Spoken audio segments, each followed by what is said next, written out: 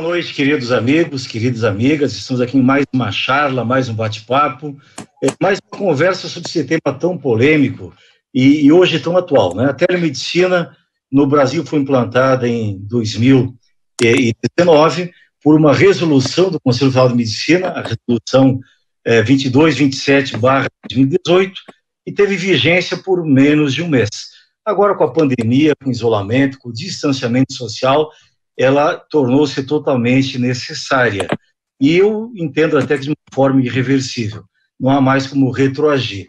A telemedicina veio para ficar, e como temos dito em outras oportunidades, em outras conversas, o assunto mais importante, mais urgente, que o nosso Conselho Federal de Medicina terá de enfrentar esse ano é, sem dúvida, a telemedicina.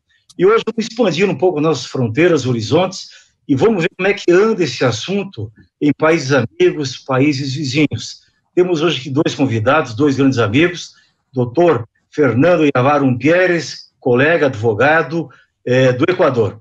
Dr. Fernando, boa noite, bem-vindo. Obrigado por haver aceitado o nosso convite. Buenas noches, muchas gracias por la invitación. Doutora Rosa Tereza Meza Vasques, ela que preside a Solademe, Associação Latino-Americana de Direito Médico do Peru. Doutora Rosa Tereza também é advogada, militante no direito médico em solos peruanos. Obrigado, doutora Rosa, por haver aceitado o convite e seja muito bem-vinda. Muy buenas tardes a todos, muy agradecida por la invitación. E o nosso professor, nosso mestre, querido amigo, parceiro, irmão, camarada, ele que tem sido presença constante em todos os nossos congressos, em todos os nossos debates, doutor Eduardo Dantas, ele que recém-saído de um Covid-19, né? Ele falou para mim, ó, o Covid, o corona é vírus, mas eu sou praga, sou mais forte que ele, voltou mais forte, mais robustecido, com o pescoço até mais grosso, doutor Eduardo. Boa noite, bem-vindo, obrigado por haver aceitado o convite. Boa noite, Raul, boa noite a todos, aos meus queridos amigos Fernando e Rosa, muito bom vê-los por aqui, e espero que a gente tenha um momento de conversas bastante produtivas e sempre agradáveis, como são na presença de vocês. Obrigado, Eduardo. Bom, gente de casa, a nossa dinâmica é o seguinte, cada um dos expositores, eu vou ficar mediando aqui, cada um dos expositores vai falar durante 15, 20 minutos, o tempo que ele convier, para expor a situação do seu país, como é que, em termos de legislação e na prática, a telemedicina. O doutor Fernando vai fazer exposição, a doutora Rosa na sequência, e o doutor Eduardo Dantas vai fazer o contraponto, comparando a situação do Peru, do Equador, com a situação do Brasil. E depois teremos espaço para perguntas, debates. Quem quiser, ao longo da charla, já ir mandando as suas perguntas pelo chat, poderá fazê-lo na medida do possível e do tempo. A nossa previsão é de 1 hora, talvez 1h30 no máximo, tá? Para não alugar todo mundo por muito tempo aí, respeitando o planejamento de cada um dos assistentes. Se houver tempo, responderemos a todas as perguntas. Se sobrarem perguntas, responderemos por e-mail depois a cada um dos expositores que formular a pergunta. E, sem mais considerações e sendo breve, eu passo imediatamente a palavra ao nosso colega amigo, doutor Fernando Yavarum Pieres, para nos relatar a quantas anda a situação no Equador da telemedicina. A palavra é sua, doutor Fernando.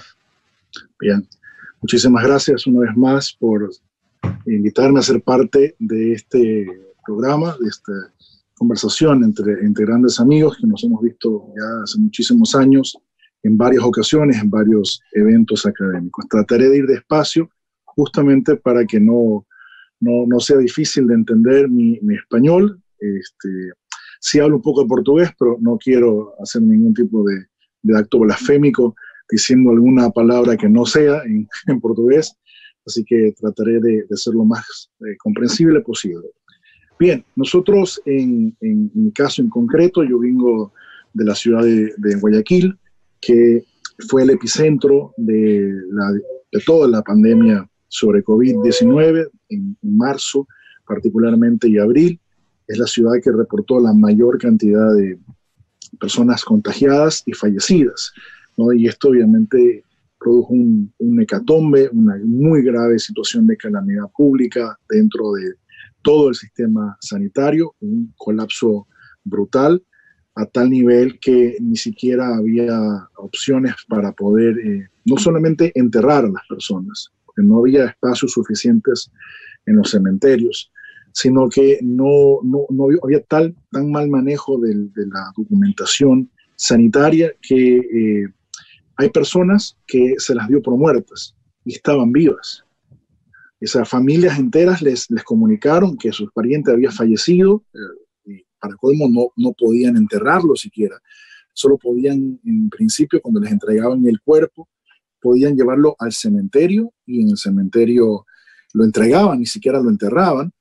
Y así era, no podías ni ver el cuerpo, ¿no? Y esto generó una gran cantidad de inconvenientes, entre ellos, como les digo, el hecho de que familias les comunicaron que su pariente había fallecido y semanas después apareció vivo. O sea, era evidente una desgracia con suerte, por decirlo así. Sin perjuicio de ello, el daño moral nadie se lo va a reparar si no es por la vía judicial a estas alturas. Pero esto como marco de conversación de la temática que estamos planteando, nos llevó a que el sistema sanitario como tal no pueda atender los requerimientos no solamente de COVID, sino también los ordinarios, que son de los temas no COVID. Y no solamente que no daba abasto, sino que tampoco nadie quería ir al sistema sanitario por el riesgo de contagio. Era un riesgo de contagio altísimo, y una evidente discusión sobre el riesgo de contagio comunitario dentro de las casas de salud, y esto derivó en que se potencie una institución que ya existía en el Ecuador, que es claramente la de la telemedicina.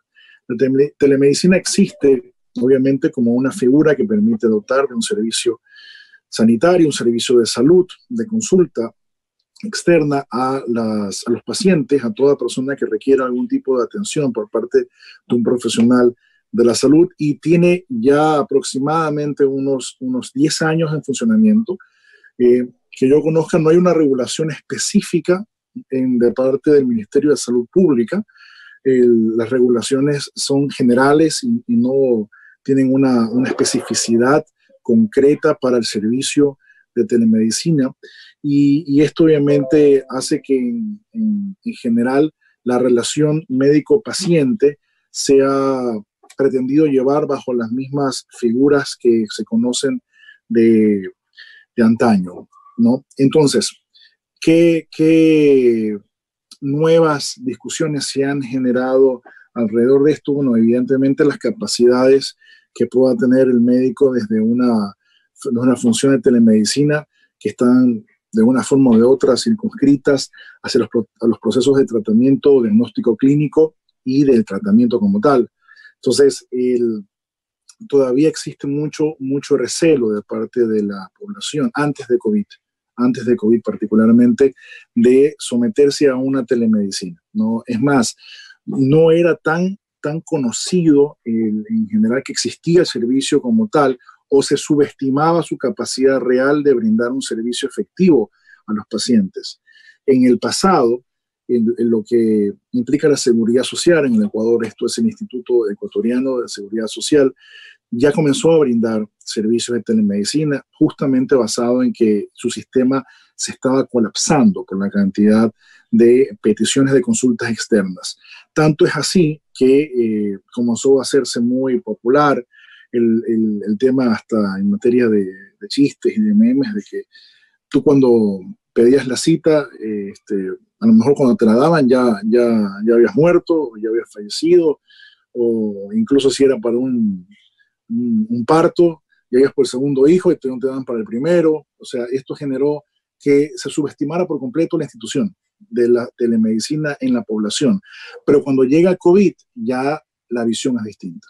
Incluso hoy estamos en principio, por lo menos en Guayaquil, en lo que ya vendría a ser unas estadísticas que dan a la baja en términos de contagios y de fallecimientos, pero el miedo continúa. El miedo continúa en la población, tanto de acercarse a casas de salud como tal, así como de cualquier tipo de contagio, particularmente con niños, niñas y adolescentes. Los colegios, por ejemplo, no han reactivado sus funciones presenciales, ya empezaron clases en nuestro periodo de lo que es la costa. El periodo empieza normalmente entre abril y mayo hasta enero, febrero, y justo chocó justamente con el inicio y el COVID. Y en la actualidad, ningún colegio está funcionando de forma presencial en costa. En Sierra, que es la otra zona de Ecuador, el sistema es parecido a los tiempos del sistema educativo estadounidense y del resto de Latinoamérica, y se suspendió definitivamente la atención presencial educativa, lo que conlleva que nadie va a los colegios, y si no van a los colegios, de hecho, tampoco los llevan a los médicos.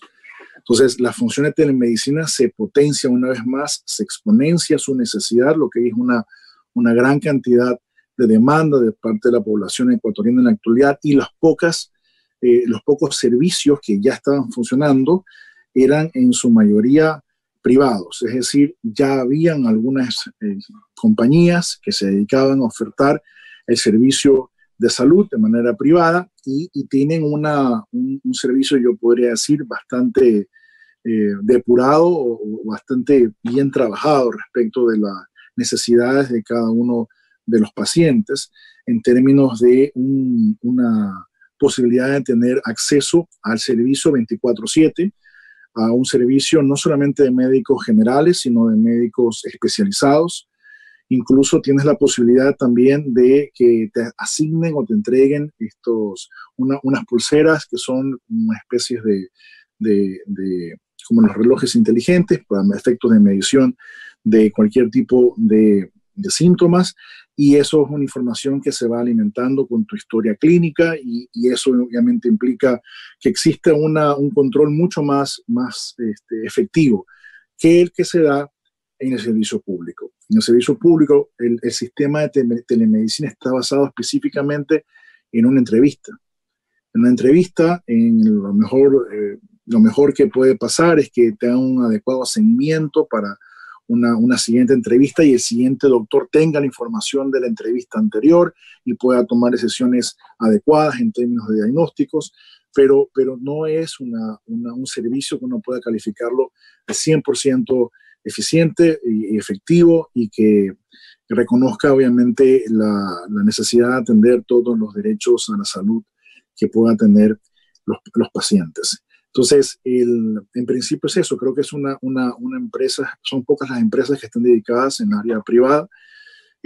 Algunas han avanzado bastante, y por ejemplo, en esta época de COVID, resultó que obviamente el Ministerio de Salud Pública ecuatoriano tuvo que comenzar a atender por lo que configuraban como una especie de telemedicina, que era llamar a un número de teléfono para decirle los síntomas, y en base de eso lo iban guiando. En teoría, si tenía síntomas asociados a COVID, debía recibir la visita de un médico, ¿okay? Lo cual no se daba siempre. Primero, que no siempre contestaban, las líneas siempre se tenía colapsada, la información nunca estaba adecuadamente registrada, los médicos llegaban muchas veces tarde, y esto tiene un efecto directo ya en el tema específico del contagio, porque el cerco epidemiológico no se puede hacer adecuadamente sin contar con una información de primera mano y además con una reacción inmediata. Entonces, el Ministerio de Salud Pública, que no había estado trabajando con esta figura, le tocó jugar, por decirlo así, o trabajar sobre la jugada con esta figura. Lo hizo de una manera, creería yo, bastante improvisada, a efectos de poder tratar de alguna forma atender los requerimientos de la ciudadanía en términos de la epidemia específica de la pandemia de COVID. Pero regresando al tema puntual, en concreto, creo que falta mucho, obviamente, para considerar que sea una figura que esté adecuadamente regulada en la legislación ecuatoriana. Estamos trabajando, insisto, con las normas generales con las que se trabaja la relación médico-paciente de forma general, pero tiene una gran cantidad de situaciones que tienen que ser analizadas, particularmente el el tema específico de eventuales daños, ¿no? Tomando en cuenta que el médico paciente pueden estar no solamente en ciudades distintas, sino en países distintos. Y esto tiene una incidencia concreta en términos de, en caso de generarse un litigio, una causa judicial, sea esta penal o sea esta civil, la determinación del lugar de los hechos para efectos de establecer competencia y jurisdicción. Y esa figura, en principio, debería ser aplicada en términos de donde se producen los hechos, las consecuencias jurídicas del acto médico, y eso debería ser en donde el paciente esté. Y más allá de dónde estuviera el médico, el hecho como tal, en principio, siguiendo estas reglas, debería hacerlo en el momento en los que las consecuencias físicas se verifican respecto de ese acto médico en concreto. Entonces, por ejemplo, hay una discusión clara sobre esto y no está fuera de discusión las posibilidades reales de discusiones en razón de jurisdicción y competencia. Otras discusiones que se pueden generar específicamente están basadas en la confidencialidad de la información, en un adecuado manejo de los datos, y que esto se suma a una escasa legislación en materia de protección de datos en el Ecuador, que necesita una revisión completa y que no está adecuadamente regulada, sobre todo el tema de la historia clínica respecto al paciente. Obviamente no es que no hay regulaciones, las hay, pero no están pensadas justamente en una regulación que se requiera en el siglo XXI en relación a historias clínicas electrónicas, que sean únicas, sin perjuicio de que sean públicas o privadas, que esa información además se maneje con tal confidencialidad que no puede ser accesible para las terceras personas. De una forma o de otra, durante las investigaciones judiciales, existe cierto control respecto del acceso que puedan tener terceras personas, pero los guardianes van a seguir siendo las casas de salud y los médicos en particular cuando ofrecen su servicio de manera directa y no a través de una clínica.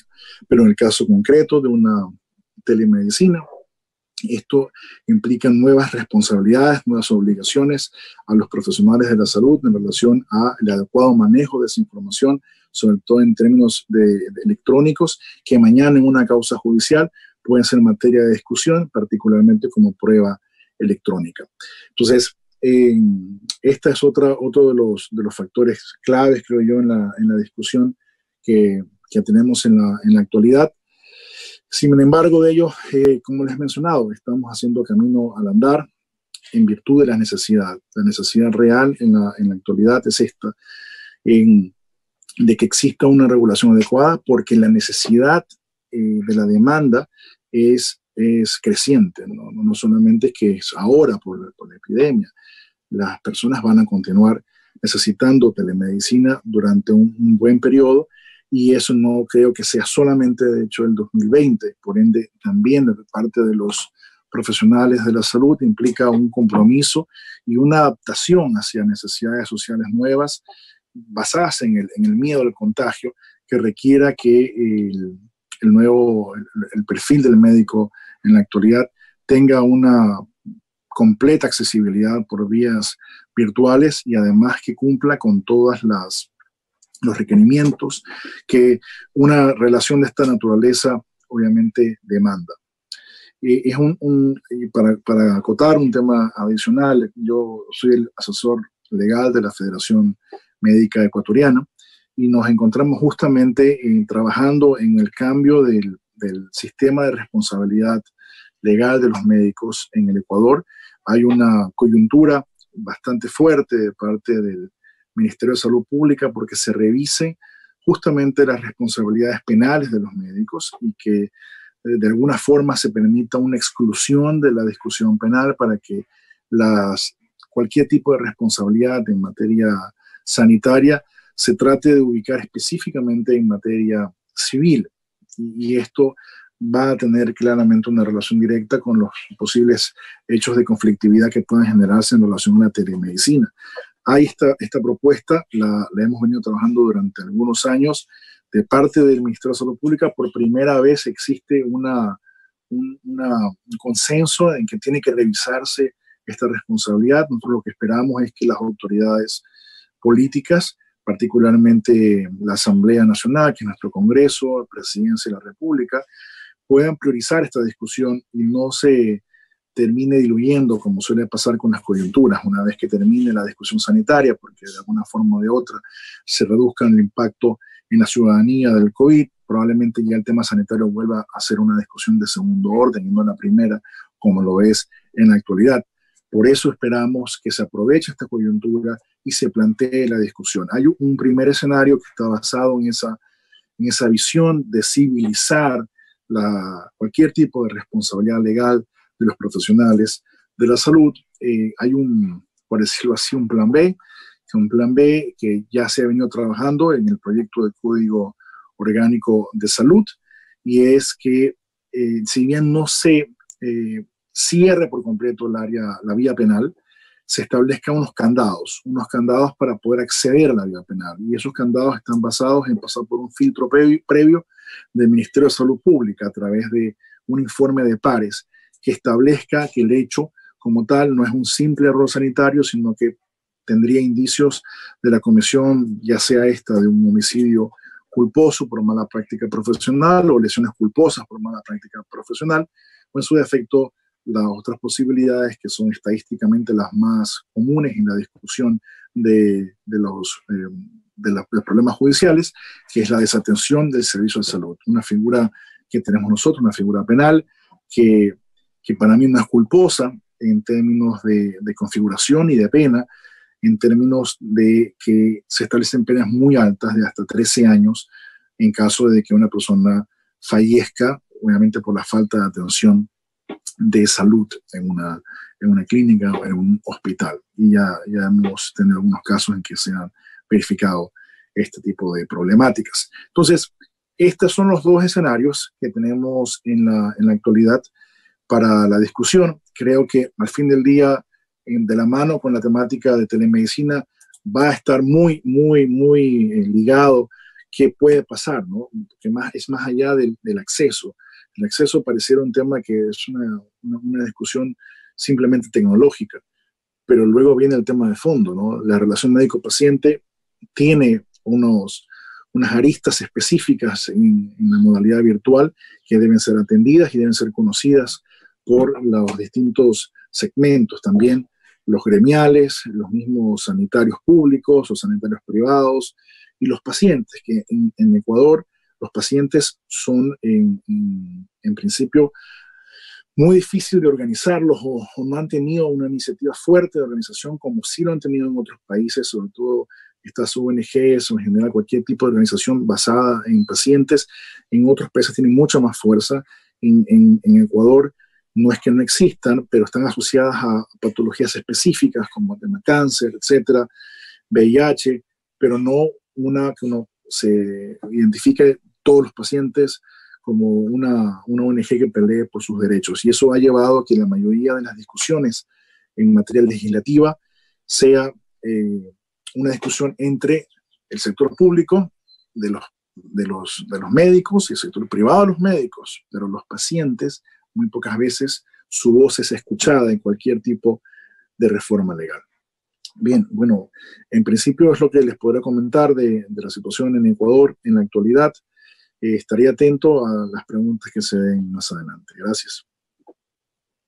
Obrigado, doutor Fernando. Permaneça conosco para participar dos debates daqui a pouquinho, né? Eu passo a palavra à doutora Rosa Tereza Meza Vasques, querida amiga, colega, presidente da Asoladem do Peru. Doutora Rosa, a palavra é sua, a plateia é sua. Muy buenas tardes. Quiero agradecer muy especialmente la amable invitación del doctor Raúl Canal y felicitarlo por su reciente designación como presidente de la Asociación Latinoamericana de Derecho Médico, sede Brasil, Asoladem Brasil. También soy portadora del fraterno saludo del presidente de la Asociación Latinoamericana de Derecho Médico, sede Perú, Asoladem Perú, el doctor Giancarlo Jiménez, quien también lo felicita y le desea muchos parabienes en su gestión. Saludar a mi gran amigo, el doctor Eduardo Dantas, con el que hemos tenido el gusto de partir en varios congresos internacionales. Además, formamos parte del Consejo de Gobernadores de la Asociación Mundial de Derecho Médico. Saludar también al doctor Fernando Yavar, a quien tuve el placer de conocer en el año 2004, durante el 9º Congreso Latinoamericano de Derecho Médico, realizado aquí en Lima, Perú. Y a todos los participantes, pues bienvenidos a este diálogo, y estoy muy contenta de estar aquí. Respecto a la telemedicina en Perú, pues la telemedicina en Perú tiene alrededor de 20 años. 20 años trabajándose y desarrollándose. En el año 1999 se iniciaron los primeros proyectos piloto, que fueron los EJAS Lima 1, y del 2000 al 2003 el proyecto piloto EJAS Perú en la región Loreto, en el Alto Amazonas. Sin embargo, estos proyectos no tenían una regulación o una normativa específica. La regulación llegó en el año 2003, en abril del 2003. Se constituyó la Comisión Nacional de Salud.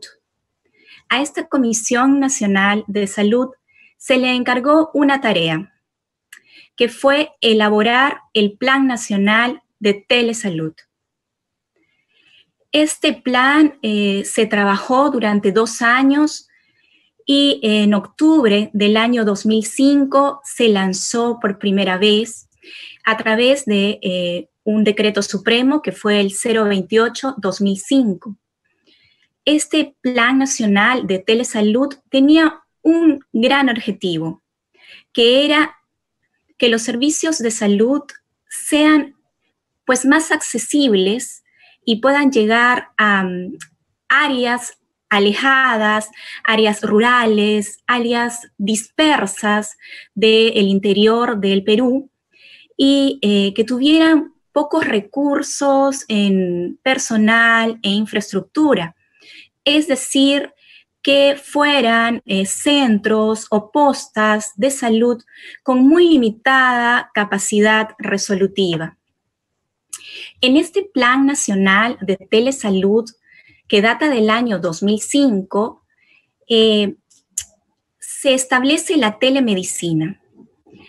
Pero la telemedicina se concibe como un suministro de servicios de salud entre profesionales de la salud, es decir, de un médico general hacia un médico especialista. Y en lugares donde no hubiera un médico, ya sea en lugares alejados donde hay postas o centros de salud, el técnico o profesional de salud que estuviera en ese lugar podía hacer la teleconsulta. Entonces, fíjense cómo en un primer momento en el Perú se establece que la telemedicina se trabaja entre profesionales de la salud, ya sea con el paciente presente o sin el paciente, cuando el profesional de la salud elabora la historia clínica y la envía al especialista para una segunda opinión. Entonces, este es el marco en el cual se concibe la telemedicina en el Perú en el año 2005. Ahora, como se veía en ese tiempo, la telemedicina era una segunda opinión de experto. Tenía 3 ejes de trabajo o 3 ejes de desarrollo, que eran la prestación del servicio de salud, por supuesto, la información y educación a la población que estuviese alejada, y además la gestión en salud, que era un tema muy importante para el gobierno en ese entonces, en el año 2005. Luego vamos a tener que se se establecen una serie de regulaciones para fortalecer la telesalud. En los años que vienen, es decir, en el año 2008, 3 años después que se había concebido el Plan Nacional de Telesalud, se aprobó desde el Ministerio de Salud una norma técnica que tenía como objetivo la integración del sistema de salud en el Perú. Es decir, hasta ese entonces, el Perú tenía prestadores privados y prestadores públicos. Lo que intentaba la norma técnica de telesalud y de telemedicina era que se integraran en un solo sistema para a través de este sistema se pudiera dar telemedicina a las poblaciones alejadas del país. En abril del 2016 se aprobó una ley marco de telesalud, que es la ley 30421, que estuvo vigente hasta hace muy poco tiempo. Estableció que las instituciones prestadoras de los servicios de salud debían incorporar dentro de sus planes de servicios de manera progresiva el servicio de telemedicina. En esta ley marco, que es la ley de telesalud, se establecen por primera vez cuáles eran los componentes de la telemedicina. Se estableció que eran la promoción, la prevención, el diagnóstico, la recuperación y la rehabilitación, siempre prestadas por el profesional de la salud. Se agregó además un eje de desarrollo dentro de la telesalud, que era el fortalecimiento de las capacidades de todo el personal de salud que se adscribiera al sistema. Asimismo, se declaró de interés nacional la incorporación de la telesalud al Sistema Nacional de Salud. Estamos ya entonces en el año 2016. Para el año 2019 se reglamenta esta ley y se busca optimizar los procesos que estuvieran vinculados a la telesalud. Se busca enseñar a los médicos de centros y postas alejadas que pudieran accesar a este sistema y a través de él pudieran encontrar la opinión de un médico especialista. Luego, en época del COVID, específicamente el 10 de mayo de 2020, hace muy pocos días, se publicó el decreto ley 1490.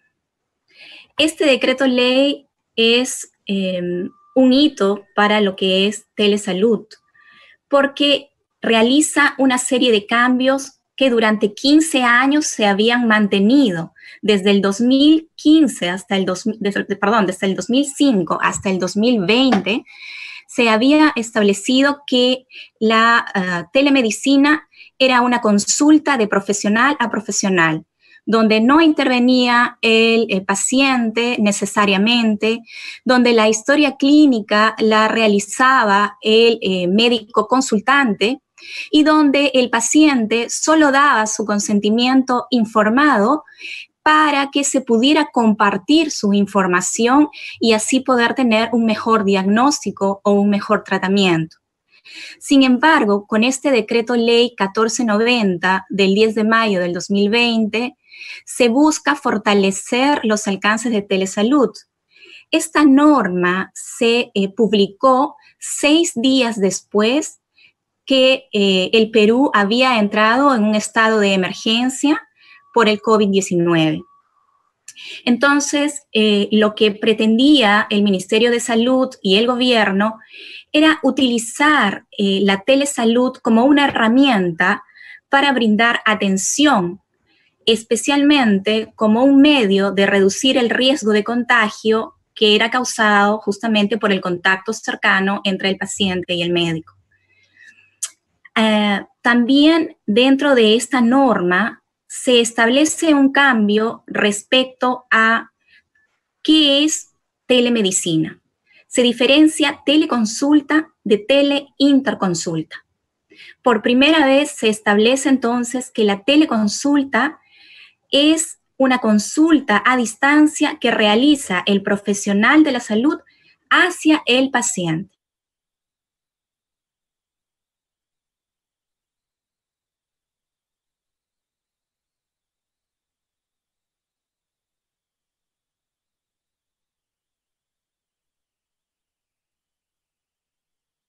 Travou a internet, né? Vamos aguardar un minutinho ver si volta, Samuel. Es más bien la consulta que se hace el médico con el otro profesional de salud.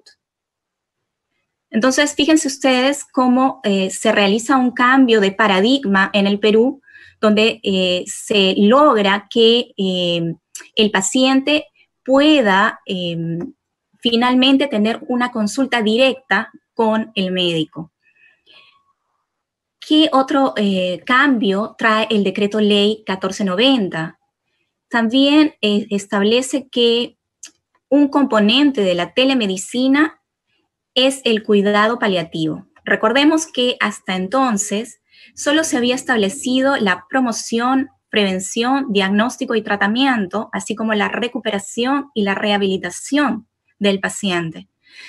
Ahora se estaba tomando también en consideración los cuidados paliativos, tanto para pacientes crónicos como para pacientes terminales.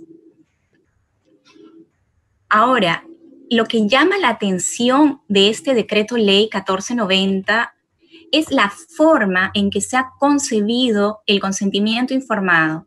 Se establece que el paciente de este servicio de telemedicina debe brindar una firma manuscrita en el consentimiento informado, lo cual no tiene razón de ser, ya que la telemedicina siempre ha sido concebida por el hecho de que hace accesible a distancia el servicio de salud.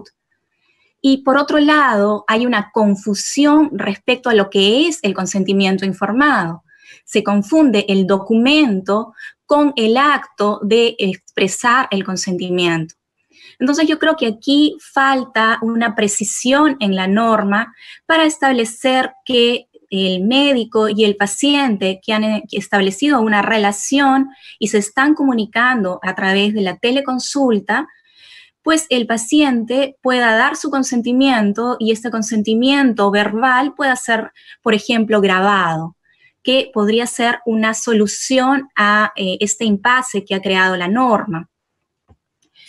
Finalmente, lo que se ve en este cambio de normativa es que la teleconsulta permite el acceso directo del paciente con el profesional, lo cual había estado vetado durante estos 15 años.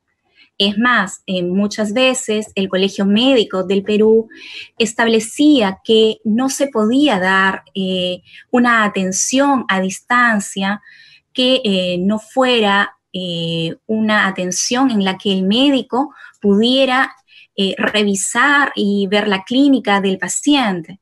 Por eso que se había concebido la telemedicina de profesional a profesional.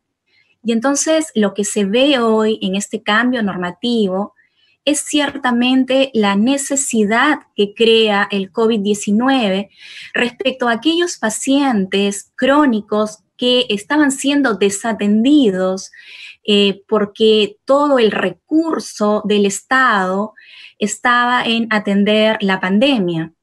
Y entonces muchos de estos pacientes no recibían tratamiento o no tenían sus controles y el seguimiento. La idea entonces con esta nueva norma es que estos pacientes crónicos y pacientes que tuvieran cáncer o estuviesen en un estado terminal pudieran tener un contacto directo con el médico, poder ser evaluados por poder continuar con sus tratamientos y sus prescripciones médicas, que era un tema muy importante y que en Perú había muchísimas asociaciones de pacientes crónicos que estaban solicitando que se les dé medicinas y que se les haga un seguimiento en su tratamiento. Fíjense, para dar unos datos respecto de la telemedicina en Perú, se creó en estos años, en estos 15 años, una red nacional de telesalud, que era una red integrada por establecimientos de salud que se iban adscribiendo, así como 5 puestos itinerantes que estaban en buques de la Marina de Guerra del Perú sobre el río Amazonas y sobre el lago Titicaca.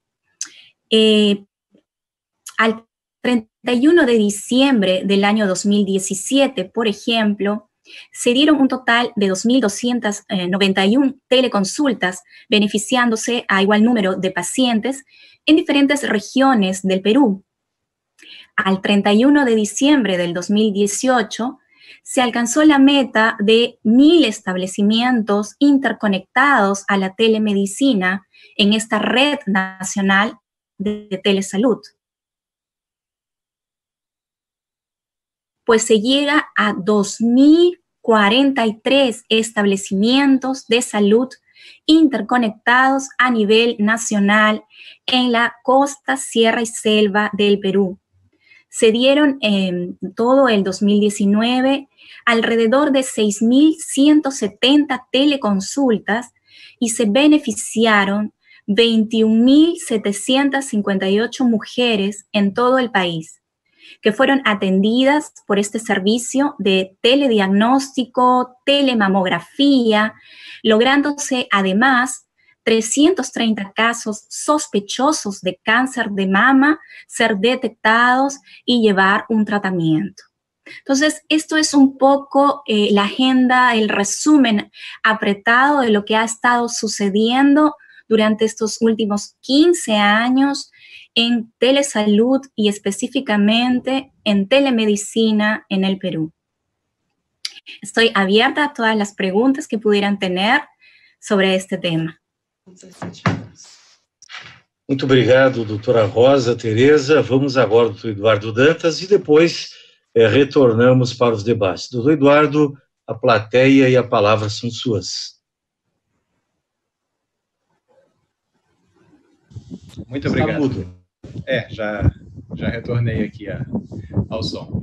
Bom, é sempre bom poder aprender com os meus amigos, com os meus colegas, para a gente discutir esse tema que interessa efetivamente a todos nós.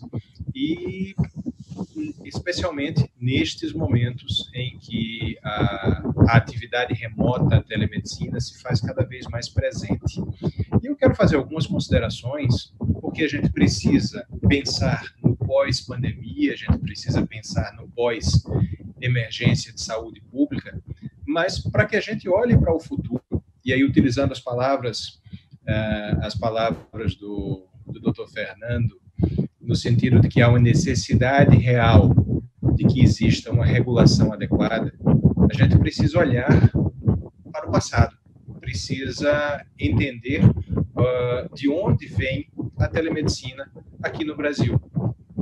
Esse assunto, por mais futurista que pareça, por mais inovador que se mostre, nós temos notícia da telemedicina na década de 20, desde os anos 1920, quando era utilizado o acesso via rádio a médicos para que atendessem, eventualmente, casos em embarcações, pessoas que estivessem distantes e que estivessem fora do alcance do atendimento médico presencial.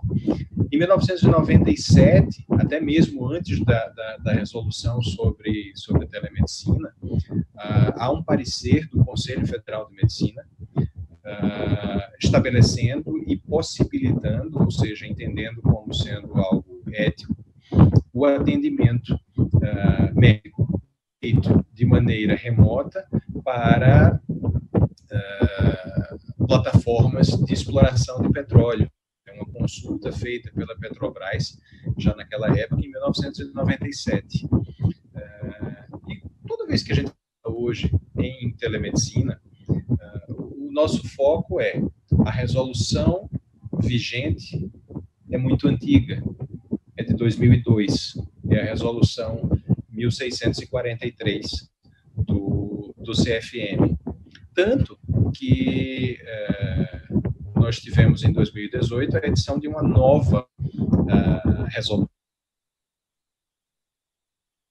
de inovações, que foi a resolução 2227, que teve uma vida muito curta, né, muito breve, de apenas 3 semanas, em virtude de todas as críticas que sofreu. E agora, em 2020, com a decretação do estado de emergência em saúde pública, que foi reconhecido pela Lei 13.979, em razão da pandemia, nós tivemos uma portaria do Ministério da Saúde, 467, que efetivamente veio a trazer regulação, veio em caráter excepcional e temporário, ou seja, enquanto durassem as medidas de enfrentamento da emergência de saúde pública, regulamentar e operacionalizar a utilização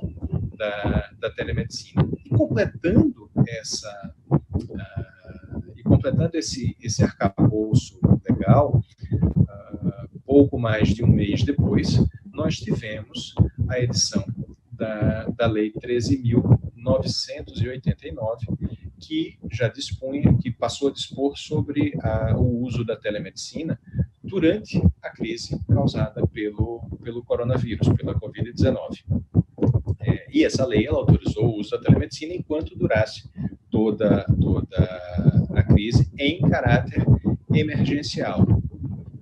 Entretanto, fugindo um pouco desse senso comum anterior, e que ainda está vigente, já que a resolução de 2018 foi revogada e foi restabelecida a resolução 1643 de 2002, ela não me parece desatualizada. Ela não me parece uma resolução ruim, ou que venha a ser, ou que tudo que venha a ser construído após ela venha a ser diferente. Algumas pessoas dizem que a telemedicina está autorizada apenas em caráter excepcional por conta da Lei 13.989. Mas não, esta resolução, que já estabelecia a maneira como a resolução poderia ser, ou melhor, como a telemedicina poderia ser aplicada, ela é perfeitamente válida e, ouso até dizer, ainda atual. A resolução, ela entende,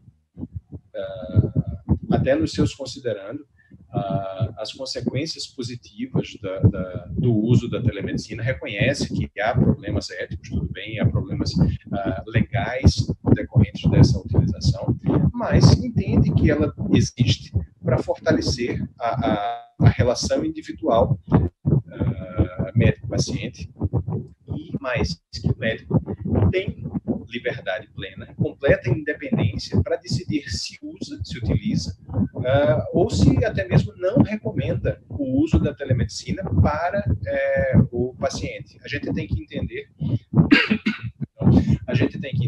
que são duas situações diferentes. Esta regulamentação trazida em 2020 em caráter excepcional se dá pelo fato de que as pessoas estão em isolamento social, ou algumas em quarentena, ou seja, não estão saindo às ruas, não estão indo aos consultórios. Se precisa manter um tratamento, se precisa manter determinadas consultas, e a maneira encontrada foi essa. Mas, até então, a telemedicina ela não era proibida, pelo contrário, já estava regulamentada. É preciso que se diga que o médico que exercia a medicina à distância, ou seja, sem o contato com o paciente, sem ver o paciente, ele precisa, e isso já estava previsto em precisa avaliar de maneira muito cuidadosa, de maneira muito criteriosa, a informação que recebe e só poderá emitir as suas opiniões, um diagnóstico, uma recomendação, ou mesmo tomar decisões médicas para o caso em concreto, se a qualidade da informação recebida, se ela for suficiente e se ela for pertinente. Ou seja, não há nenhuma novidade, nisso. A definição de telemedicina já estava estabelecida ali. O exercício da medicina através da utilização de metodologias, ou melhor, de metodologias interativas de comunicação audiovisual e de dados. É claro que em 2002 não se previa Zoom, não se previa WhatsApp, não se previa as formas de comunicação que nós temos atualmente. Mas tudo isso com o objetivo de assistência, educação e pesquisa em saúde. Então, não há muita diferença. Esses serviços, eles precisam, isso já é estabelecido em 2002. Então, não há uma necessidade até nem de adaptação, porque a linguagem utilizada na resolução ela é muito genérica. Ela é muito abrangente, digamos assim. Os serviços prestados através de telemedicina, eles precisam ter uma infraestrutura tecnológica apropriada, ou seja, obedecendo normas técnicas do CFM, já relativas à guarda, ao manuseio, à própria transmissão de dados, à confidencialidade, à privacidade, à garantia do sigilo profissional.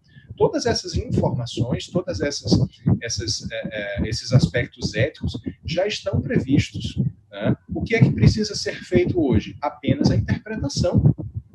Nós, com relação ao manuseio dos dados, a confidencialidade, vamos precisar adaptar a prática privada da medicina em consultórios, em hospitais, em clínicas que pratiquem a telemedicina a uma gestão de dados vinculada à Lei Geral de Proteção de Dados, a LGPD, por exemplo, em vigor nos próximos meses.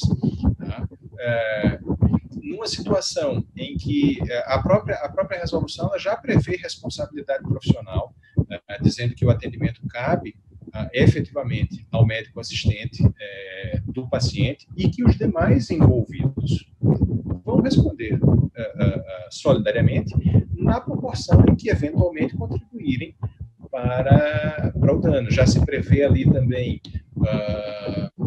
a inscrição das pessoas jurídicas que prestarem os serviços de telemedicina, conselhos regionais de medicina do estado onde elas estejam situadas. Se prevê a necessidade de vigilância e de avaliação técnica com relação à qualidade de atenção, à relação médico-paciente, a essa preservação do sigilo profissional. O que a gente tem de inovação na portaria, mais até do que na lei, na portaria 467, é o tratamento das receitas, do aviamento de receitas, que deverão conter determinados dados, ali já previsto, eu não vou estar entrando nessas minúcias aqui, mas que elas terão validade mediante o uso de assinatura eletrônica, que sejam certificados, chaves emitidas pelos órgãos, pelo ICP, o Instituto de Chaves Pública Brasileira. Esses dados eles precisam estar efetivamente atualizados, e isso, claro, não podia ser previsto em 2002. E, claro, também como o Fernando disse no início dessa nossa conversa, a gente precisa aproveitar a conjuntura. No Brasil, nós já temos essa normatização, que, a meu ver, precisa, no máximo, de uma adaptação ligeira. Não há uma necessidade de uma alteração radical, porque a gente vai precisar definir os próximos passos, os passos pós-pandemia, porque a resolução que foi revogada, a de 2018, ela falava em a utilização apenas em áreas remotas. Para mim, isso acaba sendo um retrocesso. E nem há uma definição específica do que a gente vai considerar áreas remotas. É preciso lembrar que o Brasil tem essa característica especial de ter dimensões continentais. Então, o que vem uma área remota no Acre, que venha a ser uma área remota no Amazonas, é diferente do conceito de área remota em Minas Gerais ou na região metropolitana de São Paulo, por exemplo, na capital. É preciso que se deixe muito claro quais são os atos privativos que deverão ser praticados apenas pelo médico, o tratamento da segurança de dados, tudo isso precisa ser detalhado de uma maneira mais clara para oferecer segurança a quem está utilizando a telemedicina. A gente precisa tratar da expansão dos serviços, da regulação desses serviços, porque nós não temos a utilização da telemedicina nem como uma segunda opinião, até porque muitas vezes a segunda opinião o paciente já vai buscar quando contacta o médico pela primeira vez, porque a primeira opinião ele já teve ali no Google, ele já buscou na internet. Então, muitas vezes a telemedicina vai ser utilizada para uma terceira opinião, porque ele já tem aquela formada, tem a do médico, e ele vai buscar talvez ele procurou o médico de confiança dele e vai se procurar um médico especialista. Claro, nós estamos entrando em um novo período de relações interpessoais. Esta pandemia vai nos deixar com estas modificações profundas no tecido social e na maneira como nós nos relacionamos com os nossos clientes, nós advogados, médicos com os seus pacientes, porque vai se buscar uma atividade mais ágil. Todos nós estamos aprendendo em 2 meses a utilizar tecnologias que levariam 10 ou 12 anos para que todos nós aprendêssemos, e estamos aprendendo fortemente na marra, porque estamos presos em isolamento social.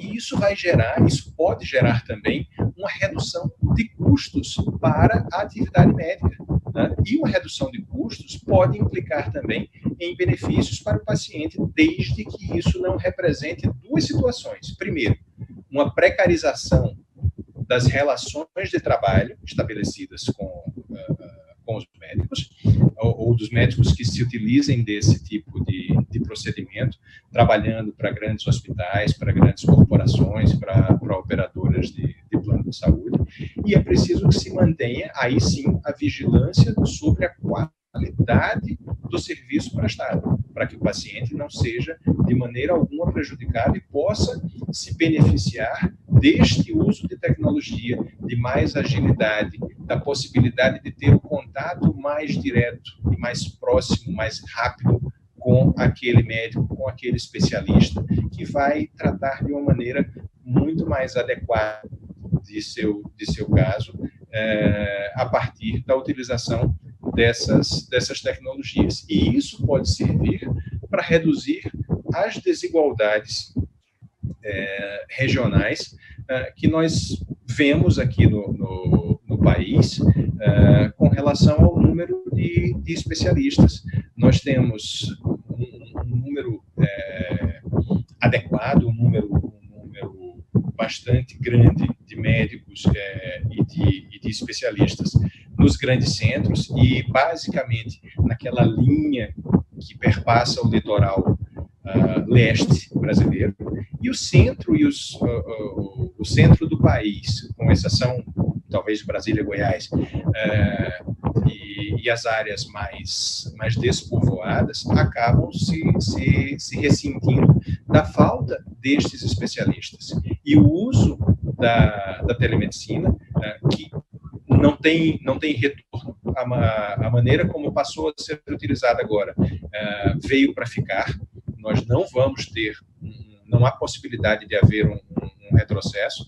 É nisso que talvez as entidades médicas precisem focar apenas para aperfeiçoar o que nós já temos. Eu vejo muitas possibilidades de vantagem, vejo muitas possibilidades de trazer, com o uso da tecnologia, de nós aproximarmos pessoas e, paradoxalmente, com o uso das máquinas, a gente ter até uma relação mais humanizada.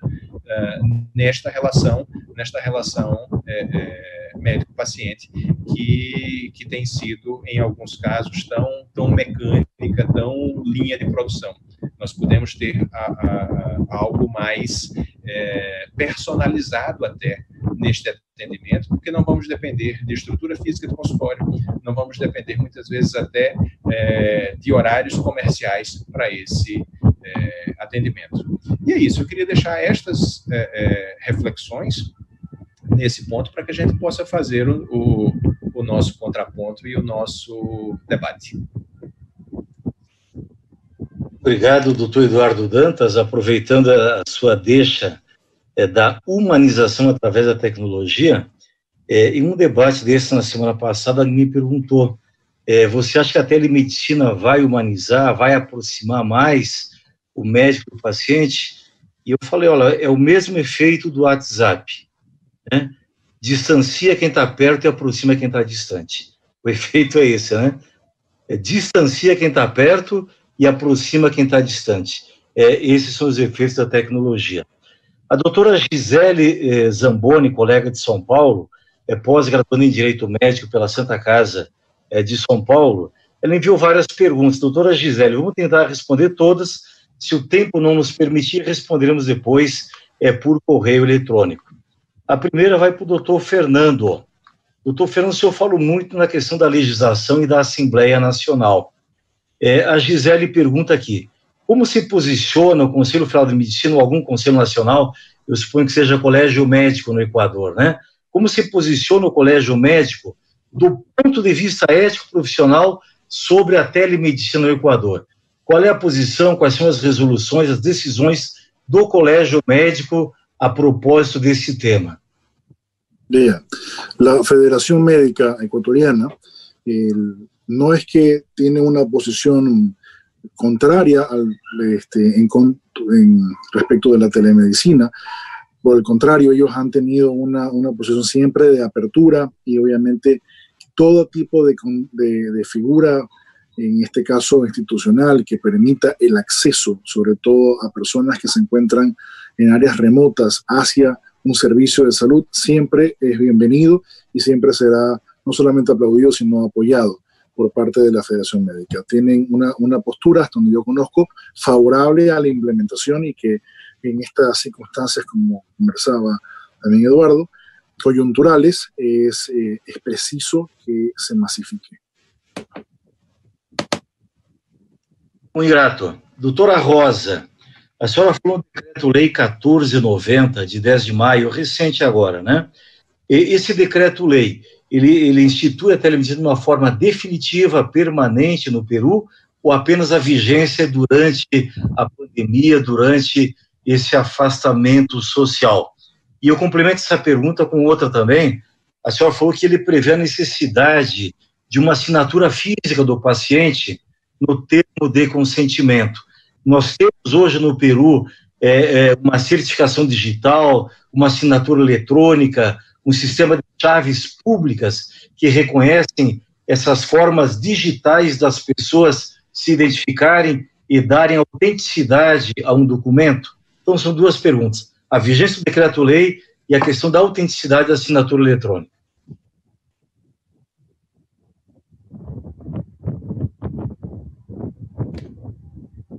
Bien, respecto al decreto-ley, el decreto-ley definitivamente no es temporal, es un decreto que viene a fortalecer todo lo que es la telesalud y el uso de la Red Nacional de Telesalud en Perú. Pero, como dicen Eduardo y Fernando, se da dentro de un contexto en el que busca atender la situación creada por la pandemia. Como decíamos, de hecho, muchas enfermedades habían sido dejadas de lado, muchas cirugías que habían estado programadas, pues no se realizaron, y toda la infraestructura del Ministerio de Salud y del Sistema Nacional de Salud fue enfocada hacia lo que es la atención del COVID-19. Es por esta razón que el gobierno ha tratado de atender a esta población con enfermedades crónicas, con enfermedades terminales que necesitaban urgentemente atención de un médico especialista, que necesitaban tratamiento y seguimiento de sus controles. Eso en cuanto al decreto ley del 10 de mayo de este año. Respecto a las alternativas en cuanto al requerimiento de esta firma manuscrita, en Perú existe la firma digital. Sin embargo, para lograr una firma digital tienes que pasar por una serie de autorizaciones que validan los códigos para formar la firma digital. En ese sentido, en un contexto como el de ahora, en el que estamos en un aislamiento social, en el que muchas personas necesitan tratamiento urgente, hay mucha gente con enfermedades crónicas que necesitan tratamientos biológicos y que no han podido acceder a ellos por la cuarentena y porque el Ministerio de Salud está muy abocado a atender el COVID-19. En ese sentido, una de las alternativas que se planteaban era que se grabaran los consentimientos de los pacientes en el momento en que lograran la conexión con el médico especialista que los estaba atendiendo, para que se pudiera dinamizar esta situación. Fíjate, como un ejemplo, en el Instituto Nacional de Especialidades y Enfermedades Neoplásicas se establecieron consultorios para atender a los pacientes con cáncer a través de teleconsultas. Mucha gente no estaba acostumbrada y lograron desde el 25 de marzo hasta el 25 de abril 240 consultas de pacientes. Sin embargo, lo que se esperaba era una consulta mayor, dada la necesidad de esta población. Entonces, han existido y existen en este momento, desde el 10 de mayo que se dio el decreto, unas barreras adicionales que se han impuesto respecto al consentimiento informado, que no deberían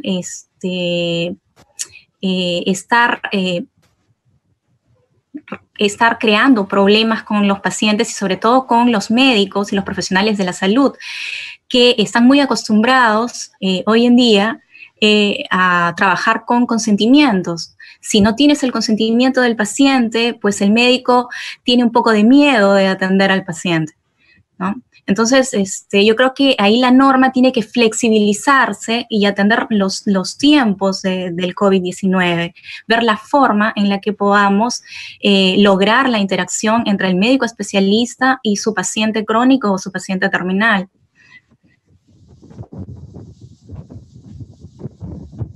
Muito obrigado, doutora Rosa. Doutor Eduardo Dantas, a doutora Gisele Zamboni pergunta: gostaria que discorresse sobre o veto presidencial acerca da regulamentação da matéria pelo CFM.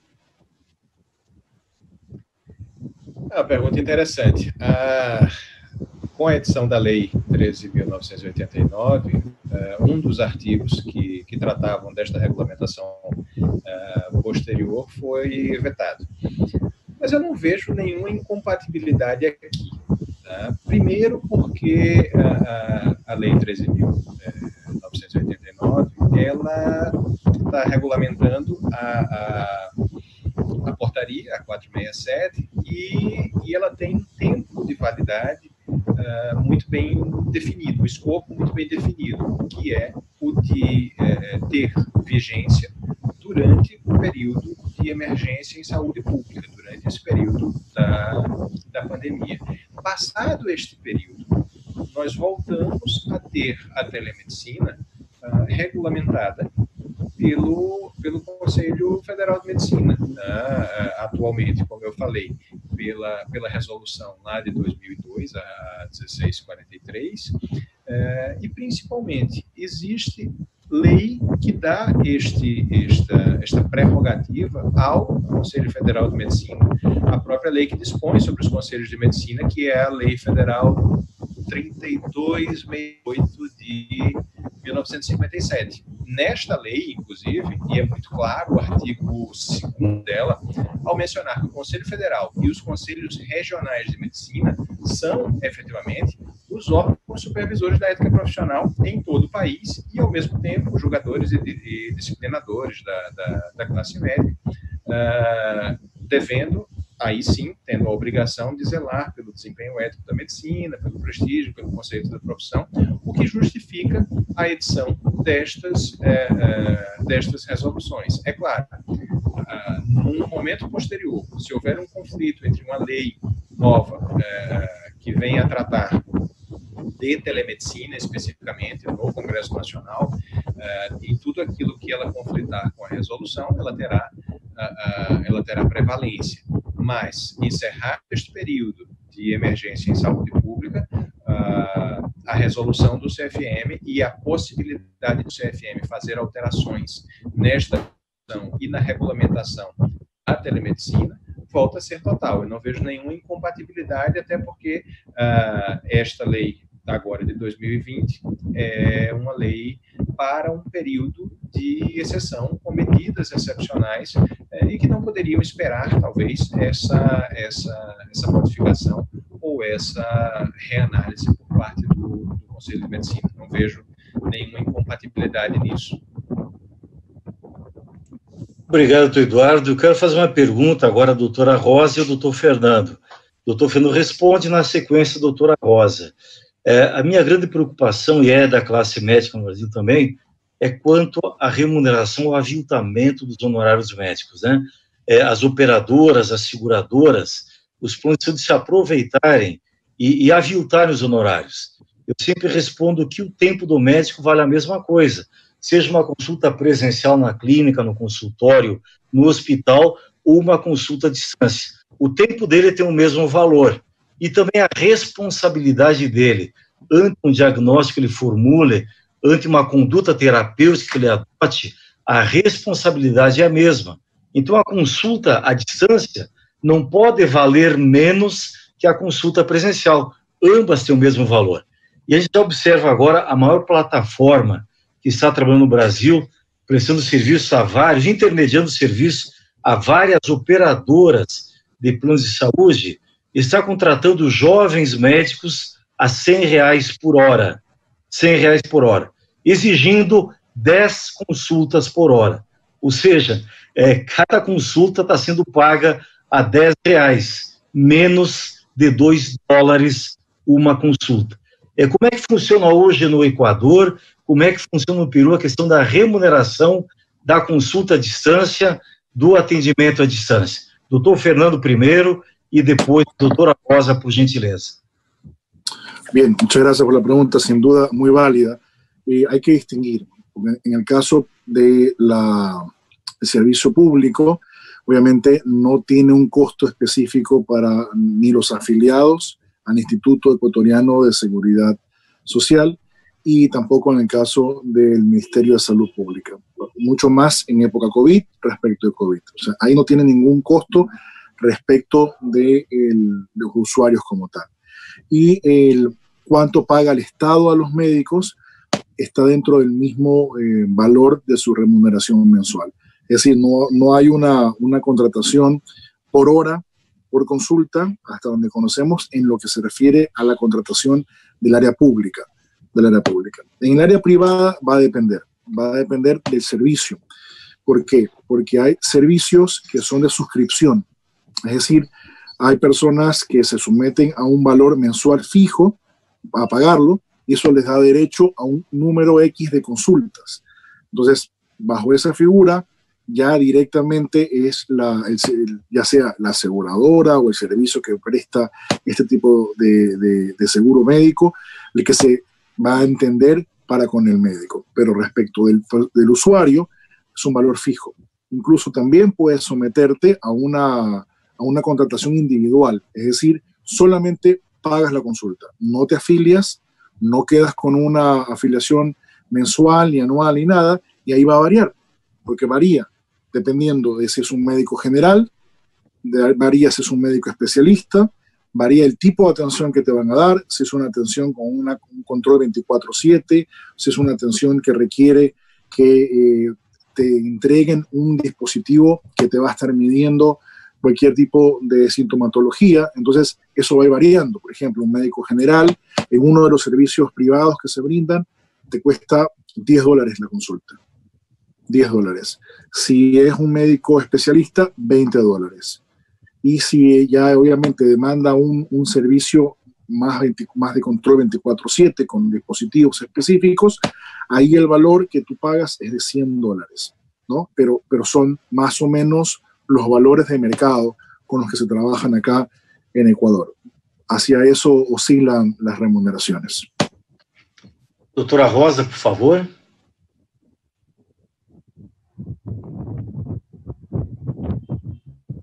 En la misma línea de lo que sucede en Ecuador y lo que explica Fernando, hay que diferenciar en Perú de lo que es el sector público del sector privado. El sector público está en este momento dando consultas por telemedicina y el costo es un costo hundido, porque es un costo que se asume dentro de la remuneración del profesional de la salud, del Ministerio de la Salud o de los gobiernos regionales.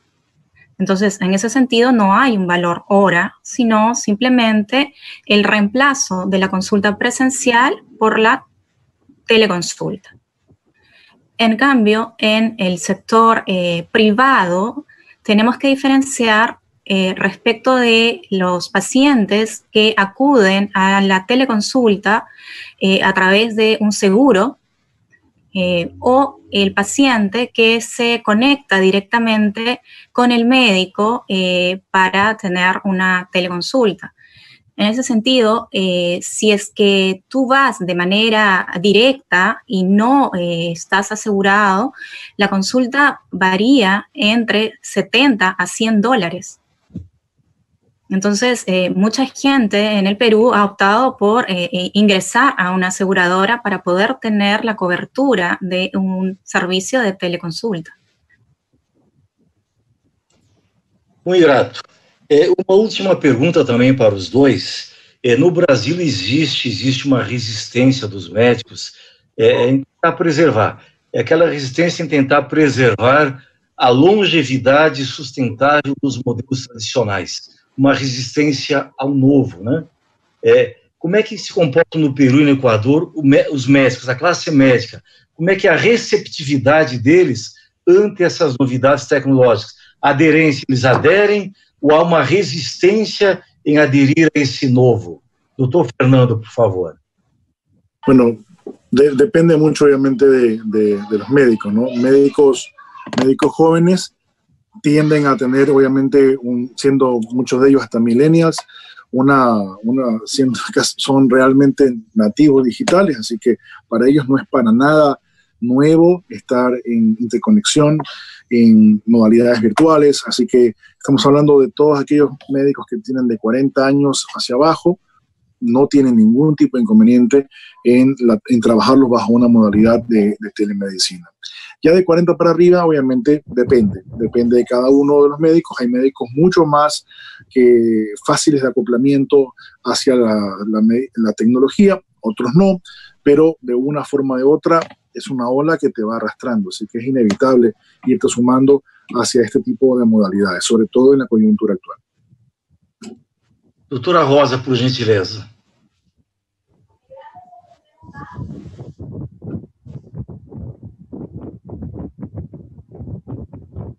Doutora Rosa? Você errou, esse é o Eduardo.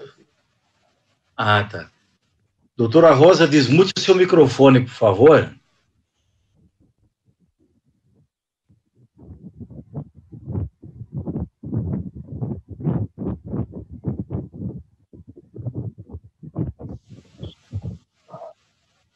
Ah, perfeito, conseguiu agora.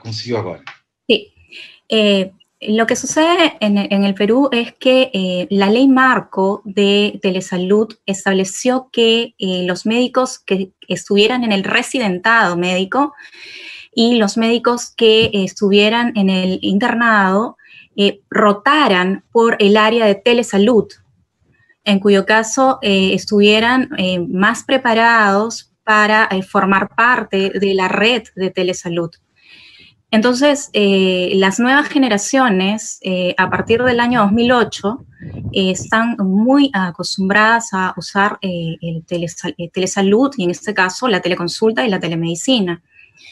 Sin embargo, como dice Fernando, los médicos que no han crecido bajo las normas de la ley marco, pues tienen un poco más de resistencia a la utilización de lo que es la telemedicina y la teleconsulta. Ahora, el gobierno del Perú, a través del Ministerio de Salud, ha tratado en estos últimos años de sensibilizar a los médicos especialistas para que formaran redes específicas de atención, redes específicas como, por ejemplo, de atención de cáncer o atención materno-perinatal, en cuyo caso estos médicos estuvieron ya creando redes con establecimientos de menor complejidad y transmitiendo su conocimiento a través de capacitaciones y últimamente a través de lo que es teleconsulta. Perfeito, muchas gracias. Doutor Eduardo Dantas, suas considerações finais. Eu acredito que nós tivemos aqui uma exposição, um debate, um diálogo muito produtivo. O observar as realidades jurídicas de outros países, ver quais as soluções encontradas nestes outros países, os caminhos que estão sendo trilhados, nos ajudam a encontrar também novas soluções. Essa área da telemedicina, além de evoluir de uma maneira muito rápida, por conta do desenvolvimento das telecomunicações. Ora, se nós pensarmos em 2002, o ano em que a nossa resolução vigente do CFM foi editada, para cá, as mudanças na maneira como nós nos comunicamos, isso que nós estamos fazendo aqui agora, era impensável. Não havia nem banda de internet, de conexão, que possibilitasse fazermos esse tipo de encontro. E isso tudo traz dilemas éticos, tudo isso traz dúvidas sobre a maneira correta de atuar. Nós estamos buscando encontrar essas respostas. E a brilhante exposição da Rosa e do Fernando, nesse sentido, ajudam a gente a fazer novas reflexões, a lançar novos desafios, novos pensamentos, para encontrar a maneira mais segura, a maneira ética de lançar a telemedicina como algo irreversível, também fazendo isso de uma maneira que se dê segurança para os pacientes, os seus dados, a maneira como serão atendidos e a maneira como serão recepcionados pelos médicos. É realmente um admirável mundo novo e eu fico muito feliz de ver esse tipo de iniciativa tomada também pela ANADEM, para que a gente possa fazer esse tipo de discussão e trazer um pouco da nossa ação. Os meus parabéns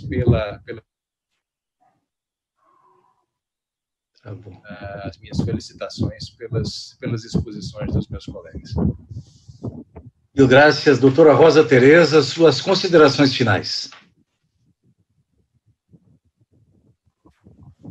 Gracias.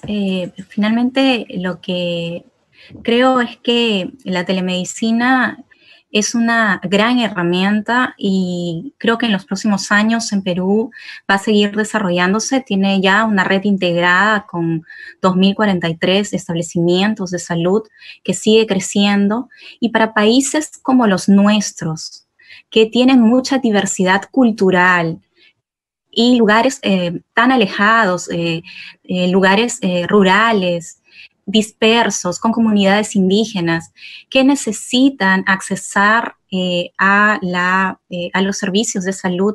La telemedicina es una gran respuesta.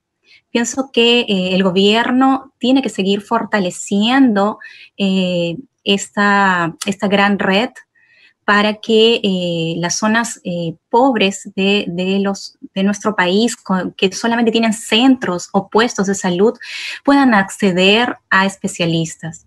Ahora, por supuesto, respecto al tema de la cuarentena, yo creo que es una respuesta para los pacientes terminales y los pacientes crónicos.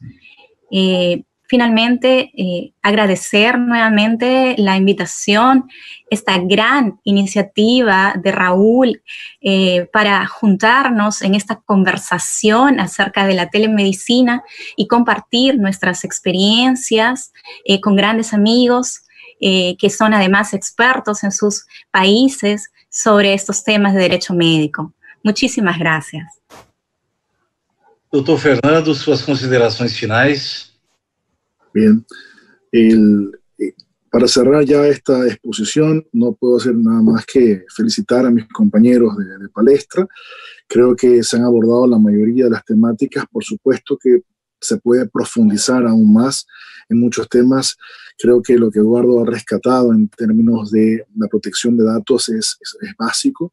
Y sobre todo lo que dijo Rosa en relación al consentimiento informado, tal vez son dos de las temáticas que menos profundidad ha tenido en el debate del derecho médico en la actualidad respecto a la telemedicina, y que es una obligación para todos nosotros colaborar en que este tipo de cuestiones no queden al aire, que no queden sin ningún tipo de regulación adecuada y eficiente. Una vez más, agradecerles a Raúl, sobre todo por la iniciativa de invitarnos a nosotros. Espero que se repita. La verdad es que hemos quedado encantados todos con esta intervención. No nos veíamos hace algunos años con algunos más allá de las redes sociales. Y bueno, yo siempre a las órdenes y muito obrigado pela sua invitação. Um prazer.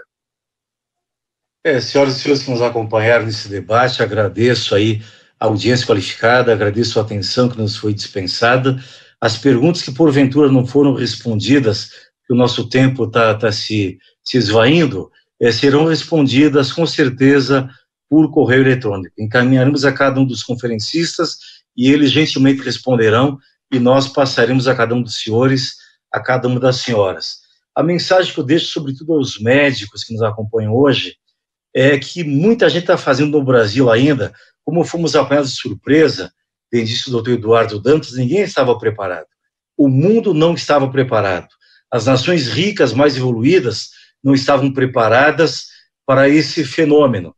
E eu dizia brincando semana passada, doutor Eduardo Dantas, que nenhum ser humano vivo hoje na face da Terra, à exceção talvez da Rainha Elizabeth, cujo século de nascimento ninguém sabe ao certo, ninguém de nós viveu uma experiência parecida com a que estamos vivendo hoje, né?